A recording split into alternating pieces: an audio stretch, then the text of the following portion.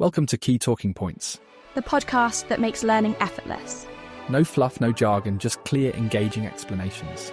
We break down complex topics so you don't have to. Let's get straight to the point. Visit keytalkingpoints.com for more. Arthur Andersen, the now infamous accounting firm, had its start back in 1913, far from the controversies it would be known for. It all began in Chicago with a man named Arthur E. Andersen, a visionary at heart, and his partner Clarence Delaney. Together they set out to create a firm grounded in principles that were, in their words, straight as an arrow. Think straight, talk straight, wasn't it? That was their motto, wasn't it? Exactly. It became the guiding philosophy of the firm and reflected Arthur's belief that accountants had a responsibility to stand for integrity. And I mean, when you drop out of high school, lose both parents as a teenager, and work your way through university at night like Andersen did, you probably develop a bit of grit. He became the youngest certified public accountant in Illinois at just 23. Wait, 23? That's pretty incredible. So he was already making waves even before founding the company? Oh, absolutely. And from the very beginning, Andersen emphasised honesty and education. He insisted on accountants being properly trained. In fact, his firm pioneered something that was unheard of back then: centralised training programmes conducted during working hours. It was his way of professionalising the accounting field. That must have been a game changer. Completely. It established new standards, and soon Andersen became known for its high ethical benchmarks. By the 1920s and 30s, Andersen Cohen was expanding, setting up offices beyond Chicago. And not just growing in size, they were shaping industry practices too. They built a reputation for putting the investor first, even when it clashed with what company management might have wanted. Which, I imagine, wasn't always welcomed by their clients. Not at all. There's a famous story where a client tried to pressure Andersen into signing off on some questionable financials. His response? "There's not enough money in the city of Chicago to make me do it." That client, by the way, went bankrupt shortly after, but not because of Andersen's refusal, to be fair. I love that. He really stuck to his guns about integrity. So, how did all this positioning lead the firm to become one of the big five? Well, their focus on standards and client consistency played a huge role. By the mid-20th century, they had grown into a globally recognised name. At its peak, Andersen wasn't just offering audits. They had diversified into consulting, tax advising, and so much more. Their training programs and ethical groundwork became blueprints for the entire profession. It's amazing how influential they were, isn't it? But, well, we know how this all turned out eventually. We do. But at its height, Arthur Andersen stood as a pillar in the accounting world, revered for its ethics and innovations. It shaped careers, companies, even policies, all of which makes its eventual downfall even more striking.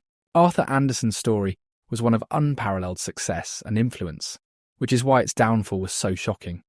Of course, we can't talk about that fall without mentioning the Enron and WorldCom scandals, where the firm's once proud reputation for ethics gave way to complicity in some of the biggest corporate fraud cases in history. Let's begin with Enron, a name that became synonymous with corporate deceit. Oh yes, Enron. That's the one where they cooked the books to look like they were raking in billions, right? Exactly. For years, Enron had been using complex financial structures to hide debt and inflate profits. And Andersen, as their auditor, didn't just look the other way. They were actively involved in approving these shady practices. Their performance in this case was a far cry from the ethical standards they'd been known for in earlier years. But why? I mean, weren't they supposed to be the watchdogs? They were, but the pressure to keep their client happy, Enron being one of their largest accounts, seems to have overridden their commitment to objectivity. Allegations of improper auditing started to surface, and the real turning point came when Andersen was accused of shredding documents related to their Enron audits. That led to their conviction for obstruction of justice in 2002. Hang on. Shredding documents? That's not just malpractice, that's outright criminal, isn't it? It was. And while the US Supreme Court later overturned the conviction in 2005 on technical grounds, the damage had already been done. Andersen's reputation was in tatters. It's hard to recover when you lose public trust at that scale. Let me guess. WorldCom wasn't any better. Not at all. While still reeling from Enron, Andersen was hit with revelations of accounting fraud at WorldCom, one of the largest telecommunications companies. WorldCom had inflated earnings by billions, and Andersen had signed off on their financial statements. The combination of these scandals was catastrophic. So, was it these scandals that led to that Sarbanes-Oxley Act people always talk about? Exactly. The fallout from Andersen's failures and others like them forced lawmakers to act. The Sarbanes-Oxley Act, passed in 2002, introduced some of the most sweeping reforms to corporate governance and accounting practices we've ever seen. It aimed to prevent another Enron by tightening regulations, increasing transparency, and protecting whistleblowers. But did it work? Well, it certainly raised the bar. Companies had to implement stricter controls, and CEOs became directly accountable for their financial reporting. Auditors were also placed under stricter scrutiny. Whether it solved all the problems in corporate America is debatable, but it was a huge step towards rebuilding trust in the system. You know, it's wild how one firm's fall could shake up an entire industry like that. It really is. Andersen's collapse marked the end of the Big Five and left a lasting legacy on how businesses are held accountable. But the story doesn't end there, and that legacy was profound. Arthur Andersen's collapse didn't just signal the end of the Big Five, it sparked a ripple effect that reshaped the entire accounting world. Employees scattered to other firms, carrying not just their skills, but also the hard-earned lessons from Andersen's rise and fall. Yeah, I read that some of the big names in consulting and accounting today, Accenture, Andersen, Tax, they were born from the ashes of Arthur Andersen. It's like the case for creative destruction, isn't it? It is, but it's important to recognise that these new entities chose a very different path. Take Accenture, for example. It was once Andersen Consulting, but rebranded prior to the firm's collapse. Now it's one of the largest consulting firms in the world. And then there's Andersen Tax, which consciously forged a new identity focused on values like accountability and transparency. But doesn't that feel like, I don't know, like an ironic twist? A company known for its downfall over unethical practices, now inspiring firms that emphasise integrity. It does, but maybe that's its unintended legacy, forcing the industry to confront its failures and evolve.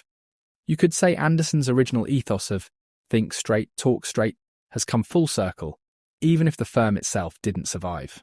After all, Arthur E. Andersen built his firm on integrity and professional education.